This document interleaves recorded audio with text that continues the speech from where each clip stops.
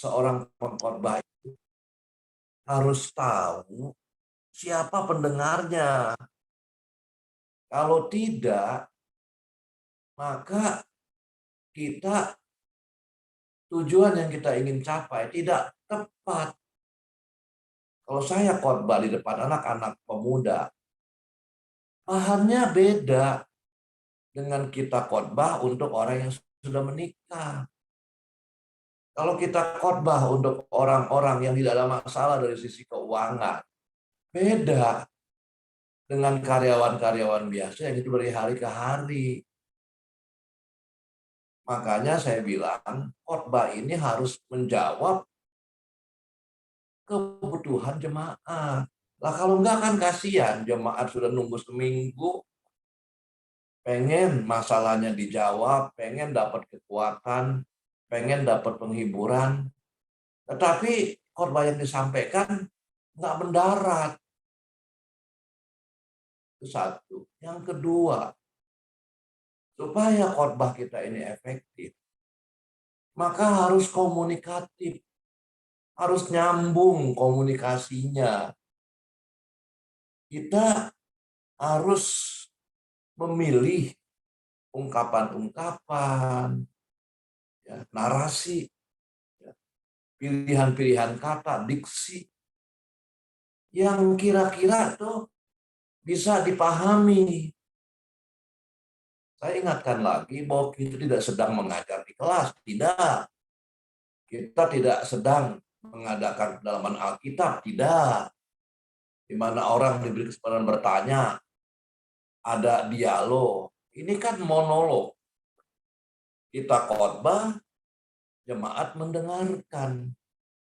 Mereka nggak punya kesempatan untuk bertanya. Kurang jelas, Pak. Apa maksudnya?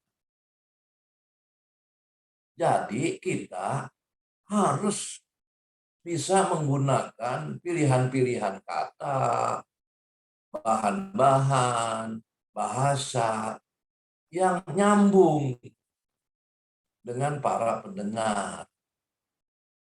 Penting itu. Yang ketiga, supaya khotbah ini efektif, maka khotbah ini harus disampaikan dengan gaya yang menarik. Nggak bisa atau kurang efektif jika ya memang saya sudah begini gayanya. Repot. Memang tiap orang diberi talenta yang berbeda-beda. Ada satu orang diberi talenta dalam hal memuji. Mungkin dia punya talenta 3 memuji, tapi berkhotbah 1. Tapi kita dipesankan untuk mengembangkan talenta itu. Makanya kita belajar ilmu berkhotbah.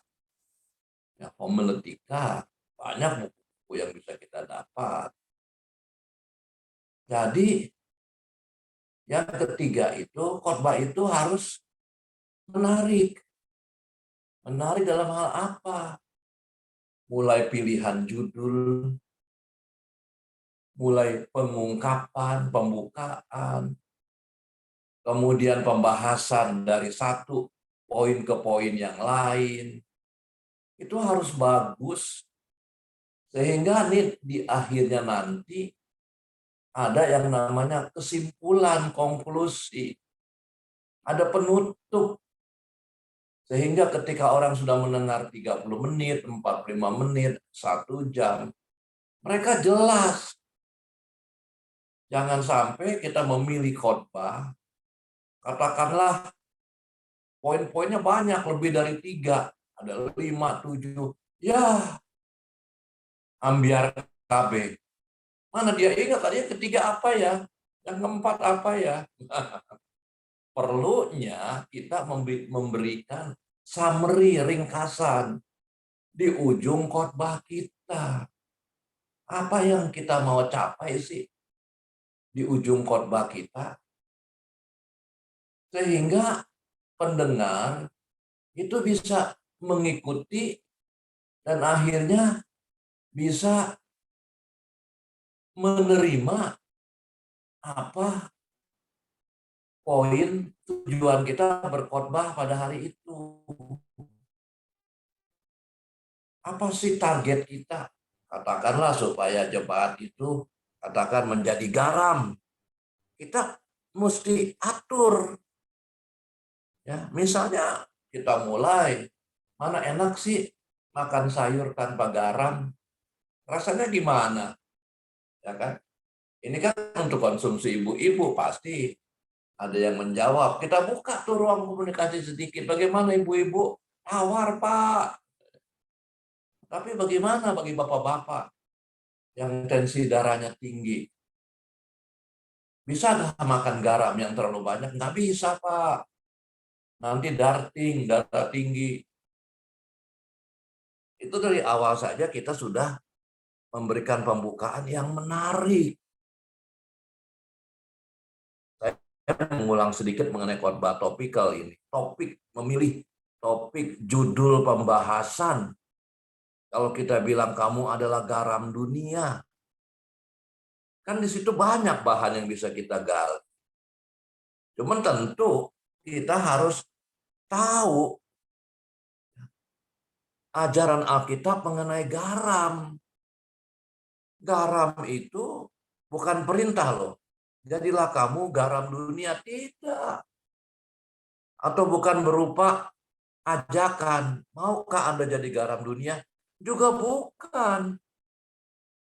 Ketika Yesus berkata kamu adalah garam dunia, itu bicara tentang kodrat kita.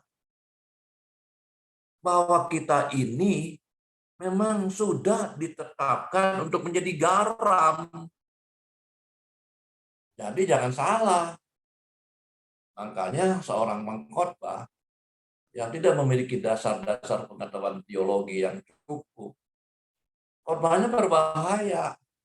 Kalau pilihan kan bisa pilih, bisa ambil, bisa enggak, ya kan? Kalau perintah juga bisa milih. Tapi kalau ini adalah pernyataan, statement, kodrat kita. Oh, kita adalah garam. Anda suka, tidak suka. Anda mau, tidak mau, Anda adalah garam. Kita mulai bicara garam. Garam apa? Yang pertama garam yang dijual di pasar. Iya kan? Harganya murah. Tapi ada juga garam yang ada di Laut Mati. Saya pernah ke sana tuh. Itu luar biasa. Sehingga tanpa memakai ban atau pelampung, kita mengambang di air. Kita uraikan sedikit. Nggak perlu juga harus ke sana. Nah, berikutnya, kita bikin nih body khotbah kita. Kalau kita ditetapkan, kamu adalah garam dunia, bagaimana kita menyatakan dalam hidup kita? Kita sampaikan. Misalnya, kaitan dengan masakan. Nggak mungkin kan masakan itu sedap tanpa garam. Begitu pula Anda, jemaat, Anda dikatakan garam dunia. Anda ini harusnya menjadi penyedap dalam rumah tangga, di kantor, dalam pergaulan. Bukan boleh iya, boleh tidak. Apalagi fungsi garam berikutnya, mengawetkan. Kita tahu ikan asin kan diawetkan dengan garam. Tujuannya apa? Untuk membuat ikan ini tahan lama. Apa hubungannya dengan kita yang memang difungsikan sebagai garam dan lain sebagainya. Yang berikutnya, garam ini ternyata bisa jadi tawar juga loh. Kalau kita baca di Matius 5 ayat 13, jika garam itu menjadi tawar, apa artinya? Jelaskan. Kalau Anda yang memang adalah garam sudah menjadi tawar, Kita sampaikan apa sih tanda-tandanya dan apa akibatnya. Nah, kita berkata dibuang, diinjak-injak orang, nggak ada gunanya. Mau hidup Anda tidak ada gunanya, tidak dihargai orang. Kira-kira seperti itu. Dan baru terakhir kita tutup. Jadi yang ketiga itu, khotbah itu akan efektif jika betul-betul disampaikan secara menarik. Makanya nggak bisa sembarangan. Kita harus pikirkan, doakan, susun. Malah kalau perlu di tengah-tengahnya kita nyanyikan lagu, garam, lagu sekolah minggu atau lain. Ada jemaat menyanyi. Supaya lebih rileks suasananya, lebih santai, tidak terlalu tegang. Apalagi kita pakai gaya terlalu kaku bahasanya, kurang senyum, keras-keras. Itu ada itu jemaat tuh. Saya nggak mau ke gereja situ, pendetanya naik mimbar sampai akhir. Marah-marah terus katanya. Dia kan nggak bisa membedakan kalau orang baru. Kebanyakan pengkhotbah pikir kalau khotbah itu mesti teriak-teriak, mesti keras suaranya. Seorang yang punya inisial BS, yang akhirnya kan jadi persoalan. Khotbah itu kan suaranya mesti enak, mesti menarik, lemah lembut, ada intonasinya, ada selingan nyanyiannya jika perlu, ada ilustrasinya. Sehingga waktu 45 menit itu tidak terasa. Orang akan melihat enak khotbahnya Pak Gembala saya sekarang. Dan mereka pasti akan cerita sama pasangannya, sama keluarganya, sama tetangganya, sama ayo yuk ke tempat saya. Nah itu kan kita harus terbuka. Saya juga bukan jago khotbah, tidak. Saya masih terus belajar. Saya sering melihat bagaimana pengkhotbah-pengkhotbah kelas dunia berkhotbah. Joel Osteen yang punya gereja terbesar di Amerika di Lakewood. Itu luar biasa. Jemaatnya 100.000 orang. Bayangkan, khotbahnya menarik, bagus. Kalau di lokal, jangan jauh-jauh lah. Di Tegal tuh John Rusli, bagus khotbah. Tapi kan kita punya gaya sendiri-sendiri. Tapi juga jangan pasang harga mati. Saya mau ada cara saya begini. Makanya sebelum kita bicara hal itu, kita potret dulu. Apakah pendengar kita, jemaat kita bertambah dari waktu ke waktu? Jika tidak, atau celakanya semakin berkurang, berarti khotbah kita ini kurang bisa diterima oleh mereka. Kurang memberkati mereka. Jadi, itu yang perlu kita perhatikan. Yang terakhir, mengulang pelajaran yang lalu, khotbah itu mesti bervariasi. Jangan khotbah itu monoton terus. Baca ayatnya udah satu pasal itu. Udah makan waktu 10 menit. Waduh, tidak efektif. Kalau itu PA, monggo silakan.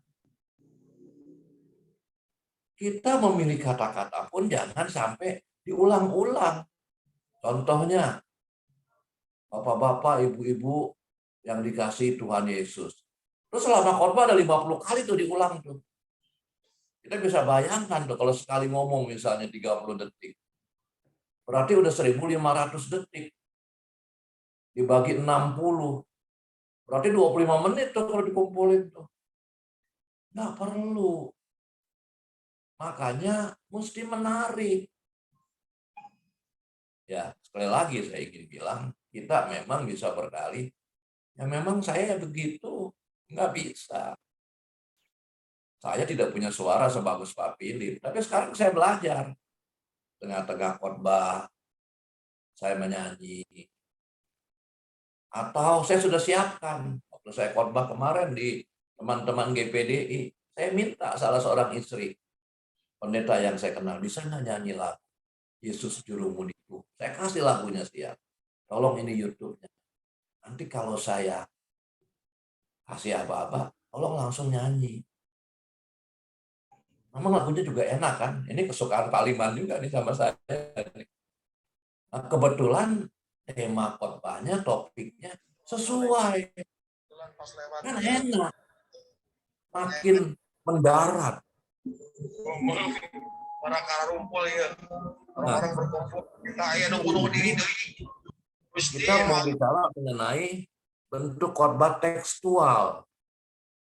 Khotbah yang dibangun dengan garis besar berdasarkan teks ayat Alkitab.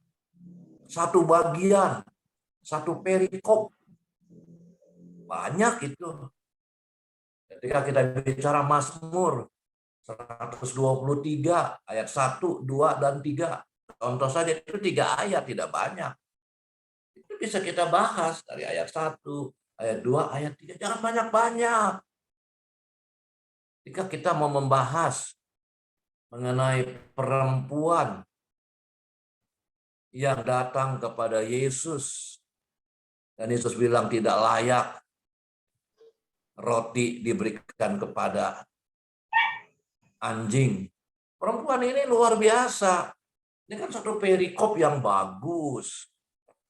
Tapi ketika kita menyiapkan, maka kita bisa mengambil bagian-bagian, menyusun bodi khotbah yang berisi.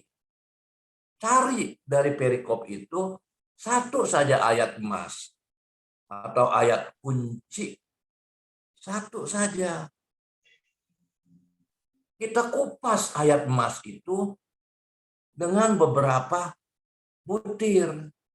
1, 2, 3, 4 misalnya. Jangan banyak-banyak. Kadang-kadang kita tuh borongan. Mengupas lebih dari 5. Nggak masuk. Jangan lewat dari 5.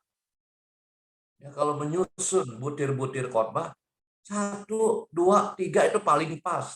Lebih 1 lah 4. Kurang puas tambah 1, 5, stop di sana. Kita kupas. 1 apa, 2 apa, 3 apa, 4 apa. Nanti di bawahnya kita simpulkan. Pokok pikiran khotbah kita bukan saja menjelaskan ayat yang kita pilih, tapi juga kita sampaikan bagian itu sebetulnya sedang membicarakan masalah apa. Sehingga ayat emas yang kita pilih itu tidak menyimpang dari konteksnya. Makanya khotbah yang tekstual mengikuti alur teks perikop yang kita baca. Kita sering terjebak karena ini tekstual. Satu bagian ini ada 10 ayat, kita kupas semua. Waktunya kan terbatas. Pilih dong. Dari 10 ayat ini, beberapa yang kira-kira dalam konteks perikop itu yang bisa kita sampaikan. Kita susun secara menarik. Sehingga kronologis urutan-urutannya masuk. 1 apa, 2 apa. Seperti saya membuat renungan pagi lah. Tadi satu orang menghubungi saya, Pak Pendeta, boleh enggak saya diundang di grup renungan pagi? Saya ada grup renungan pagi nih yang saya kumpulin, itu banyak sekali orang di situ. Dan mereka akhirnya menyebarkan itu ke Amerika, ke Hawaii, ke Suriname, ke Belanda, kemana-mana. Saya nggak kenal, tapi tugas saya adalah menyiapkan makanan. Apalagi beragam orang. Saya membahas misalnya masalah kalau menjelang awal akhir tahun, membahas potret tahun yang lalu, kalau tahun baru membahas harapan-harapan untuk tahun depan, problematiknya, tantangannya, masalahnya, kita ringkaskan. Makanya kalau kita sudah paham pendengar kita kelas apa, kita kan bisa uraikan secara sederhana. Jangan bicara soal masalah resesi. Nggak masuk. Dia bilang resesi apa ya? Yang saya tahu mah resepsi. Minggu depan diundang, saya ada yang menikah keponakan. Pokok pikiran itu perlu kita berikan uraian secara sederhana, perlu kita kasih ilustrasi, dan di ujungnya tuh penerapannya. Penerapannya di kehidupan mereka kayak apa gitu. Kan kita membuat ya pokok-pokok khotbah berdasarkan ayat-ayat yang kita baca di satu perikop, tetapi penjelasannya ngalor ngidul, tidak mengerucut. Makanya kalau memilih satu perikop, kita tentukan dulu kita mau ngomong apa nih. Sehingga semua body outline khotbah kita ini, butir-butirnya itu sudah harus diarahkan ke sana, tetapi sesuai dengan konteks yang kita baca. Lagi-lagi tetap perlu kita membuat pendahuluan yang menarik, juga penutup yang membuat mereka, oh ini maksudnya, sesingkat mungkin, tapi menarik. Misalnya ketika saya bilang, nggak ngaruh celotehan anak muda zaman sekarang. Ketika saya mau bicara soal bahwa orang Kristen dan gereja sekarang banyak dipengaruhi oleh dunia. Saya makanya satu pembukaan yang semua orang tahu lah istilah nggak ngaruh. Apa sih maksudnya nggak ngaruh? Kita jelasin bahwa ada satu hal yang tidak berakibat jika hal itu terjadi, nggak ngaruh. Saya mula-mula membuat renungan ini juga agak kagok, tapi akhirnya lama-lama saya terbiasa. Akhirnya jalan sendiri itu tangan. Tetapi saya harus disiplin. Ketika saya mau bikin mengenai tampil beda, saya udah punya butir-butirnya nih. Sehingga yang saya buat judul-judul yang dengan huruf tebal itu sudah ngikuti alur. Jadi nggak sembarangan gitu. Kalau khotbah kan tidak secepat itu. Kita punya waktu seminggu, 2 minggu. Saya kasih contoh, misalnya doa pagi. Kita mau kasih judul doa pagi. Ini salah satu contoh khotbah tekstual dari Matius 1. Pagi-pagi benar waktu hari masih gelap, Yesus bangun dan pergi keluar.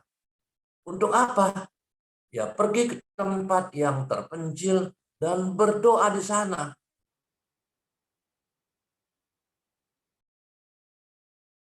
Objeknya adalah Yesus berdoa.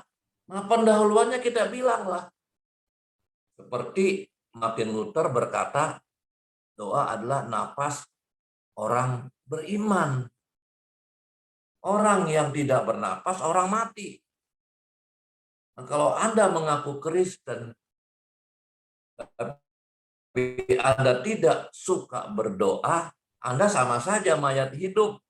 Pembukaannya kita buat, kita kutip, gampang kok, lari ke Google.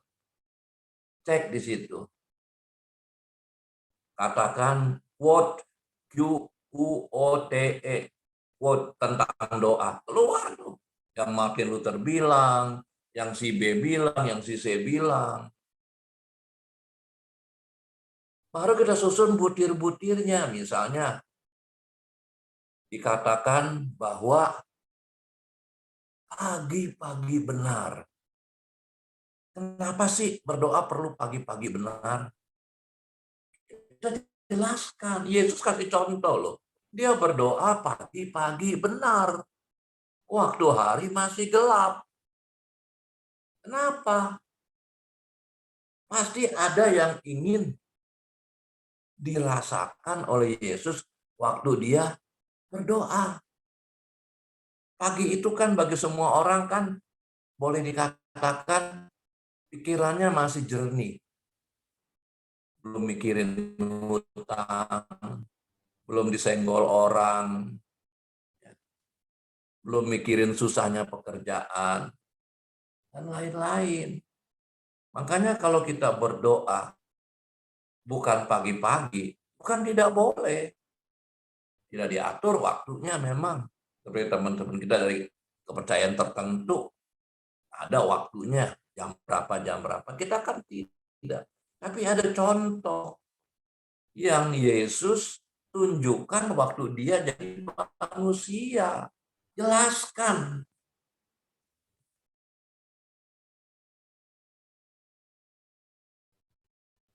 Yang kedua, kenapa sih Yesus berdoa mesti pergi keluar? Ya kan? Kenapa nggak di tempat saja? Tentu Tuhan punya alasan. Mungkin dia ingin di tempat itu dia betul-betul merasakan keheningan. Anda boleh datang di gereja kita di sini. Bilang dong sebagai gembala. Saya buka pintu tiap jam 4 atau setengah 5. Silakan Anda berdoa. Diajarin gitu. Dijelaskan. Atau jika Anda tinggal jauh dari gereja, Anda bisa bangun di tempat tidur di tengah-tengah kesunyian. Silakan Anda berdoa. Tapi Anda harus sediakan waktu khusus, tempat khusus, supaya Anda betul-betul bisa berkomunikasi dengan Tuhan waktu berdoa. Kita kaya pengalaman, misalnya di Korea, itu tiap subuh, orang-orang di Korea itu berbondong-bondong naik ke bukit loh, bukit doa. Sampai sebegitunya mereka membayar harga. Dan Anda lihat kan Korea, bagaimana pertumbuhan imannya luar biasa. Bagaimana mereka diberkati. Kita itu kan khotbah-khotbah yang nuansanya biasa. Yang bisa diimplementasikan, dipraktekkan, dihidupi. Kita boleh kupas sedikit.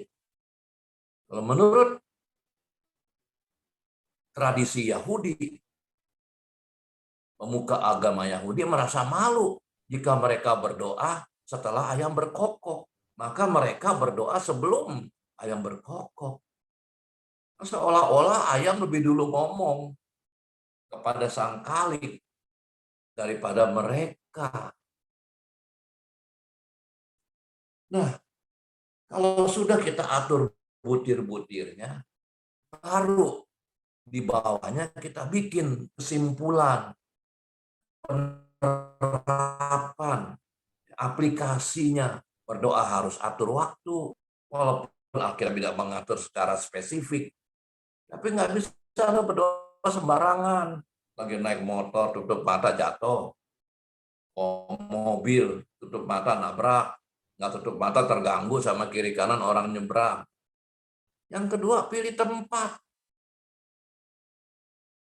Yang ketiga, ayo kita berkontemplasi, diam bersaat teduh di hadapan Tuhan. Naikkan pujian. Sederhana loh. Sambil naikkan, aku mengasihi kau Yesus. Waduh, kalau bisa main piano kayak Pak Philip itu, jemaat juga mulai mulutnya bergerak-gerak. Kan indah sekali itu. 45 menit jemaat menikmati. Oh iya, saya mesti berdoa. Khotbah tekstual yang saya dengar hari ini diuraikan bagaimana Yesus bangun pagi, bagaimana dia keluar, bagaimana dia menuju bukit, bagaimana dia berdoa. Very simple, sangat sederhana.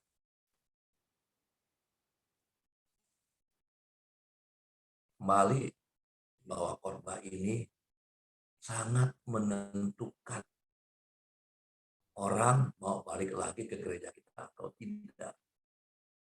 Kalau kita judul saja sembarangan,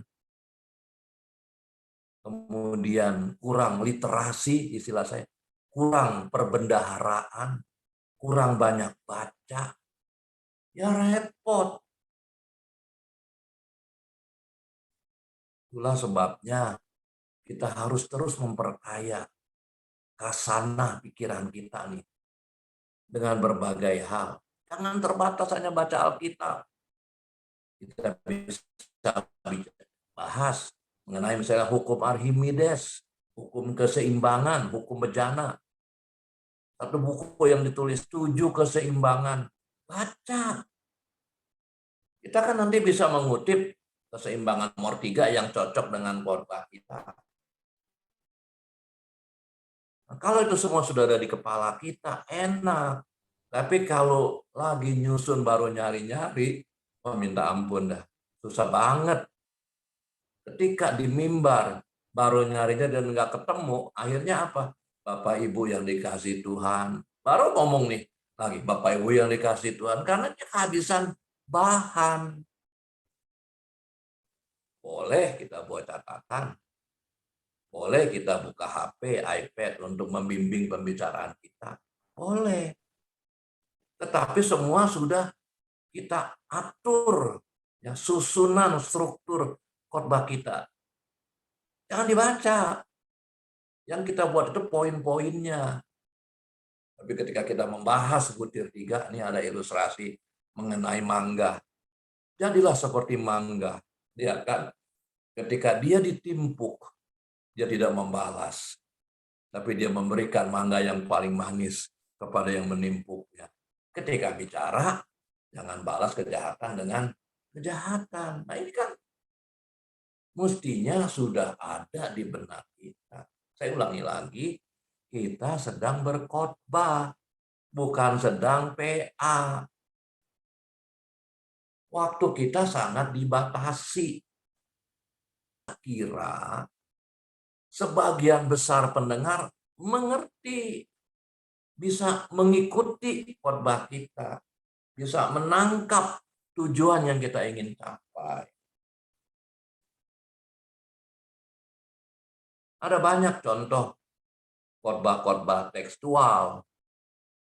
Seperti misalnya ketika dalam Esra 7 ayat 10, Esra bertekad untuk meneliti Taurat Tuhan, melakukannya, mengajarnya di antara orang Israel. Ini luar biasa. Kita bisa awali dengan apa? Dunia medsos. Gampang kok sekarang cari khotbah. Gampang kok cari berita. Karena zaman 5.0. Nah kita paham nggak 5.0? Mesti paham dong. Gampang, ketik aja Google apa sih 5.0. Dijelaskan di sana. Kita bisa mulai dengan pendahuluan sejarah ketika Israel dibuang ke Babel selama 70 tahun. Dan seterusnya dan seterusnya. Saya nggak bicara materi khotbah. Tetapi pokok khotbah, garis besar khotbah, cara menyampaikan khotbah. Sehingga khotbah itu efektif. Kita mau pilih yang topikal, silakan. Mau pilih yang tekstual, silakan. Mau pilih yang ekspositori, silakan. Itu kan banyak teori, silakan saja. Tidak akan dipersoalkan sama jemaat. Dan dia juga nggak tahu tuh khotbah apa. Yang dia tahu, saya dengar khotbah hari ini. Khotbah itu pas banget kena ke saya. Banyak sekali tuh. Aduh Pak, renungannya memberkati saya. Ada satu orang, seorang pemudi namanya Erlin. Ya, tiap kali saya kirim, Pak Pendeta, kiriman Bapak itu tiap hari memberkati saya, Pak. Ya, saya tidak balas apa-apa. Tapi saya berusaha untuk membuat judul uraian yang kira-kira menjadi kebutuhan banyak orang di era pandemik. Saya mau membahas mengenai kehidupan Nabi Yeremia. Ya, sementara saya masih tunda ini. Saya bahas dulu masalah khawatir sudah. Sekarang saya sedang membahas masalah bahwa kita harus tampil beda. Jangan terpengaruh sama dunia. Saya baca tuh. Contoh, direktur utama sebuah BUMN yang sekarang Ahok ada di sana. Seorang profesor. Saya tahu namanya Dr. Rubiandini. Itu dia dosen di ITB. Itu seorang politikus hebat yang matanya, mohon maaf, agak kurang normal. Derajat Wibowo doktor dari Amerika. Itu dia pengagum Pak Rubiandini. Dianggap ini dosen teladan, tapi kan kena juga ditangkap KPK. Ya itu yang saya bilang. Dia udah berusaha nih pasang tameng nih. Tapi ditawarin terus. Akhirnya jatuh juga ke pucuk. Dari mana saya tahu? Karena saya rajin baca. Dulu saya nggak pernah lepas dari Kompas, koran Tempo, majalah Tempo. Saya baca. Sekarang saya lari ke CNN, ke Babe. Saya baca, ya pada kesempatan sambil jalan lampu merah nih, saya buka nih, saya baca. Kadang-kadang saya ke YouTube. Jadi saya tidak pernah merasakan jalan jauh, jalan macet, karena saya isi dengan hal-hal yang edukatif, mendidik saya, memperkaya saya, sehingga pada waktu saya butuhkan sudah ada di kepala. Gitu. Itu kan tugas kita. Kita ini diminta oleh Tuhan untuk menyampaikan isi hati Tuhan, kebenaran firman Tuhan. Celakalah kita jika tugas itu kita tidak berhasil melakukannya. Masalahnya karena kita tidak serius, kita tidak menyiapkan diri, kita berlindung di balik saya kan bukan sekolah pendeta. Saya kan juga bukan seorang politikus. Saya nggak ngerti masalah keuangan. Ketika kita bicara keadilan, Anda mesti bicara soal keseimbangan, soal neraca, ada debat, ada kredit. Nah, ini mesti banyak baca. Kita bisa sharing kok. Bapak Ibu bisa tanya, kan tahu japri saya. Kalau saya sempat pasti saya akan jawab. Yang saya bisa. Yang saya nggak bisa juga banyak. Pasti saya bilang coba cari di Google. Tidak ada dari kita ini yang lebih lah. Kita masing-masing penuh kekurangan. Tetapi kita berusaha untuk menjadi penyampaian kebenaran firman secara efektif. Efektif artinya kena sasaran, tepat sasaran. Nggak ada orang yang bilang saya nggak ngerti. Saya bosen dengarnya. Jangan. Ini contoh di gereja saya, Mandarin mau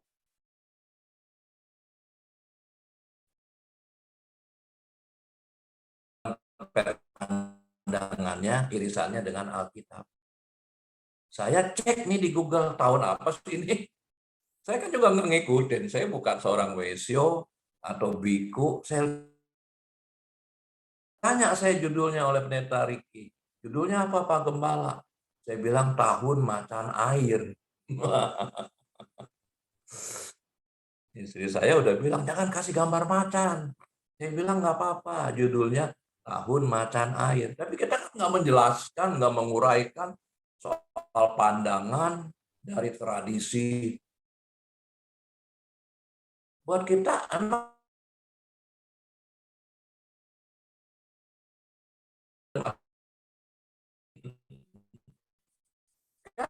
nggak ada. Tapi apa hubungannya? Di situ kita masuk. Anno Domini.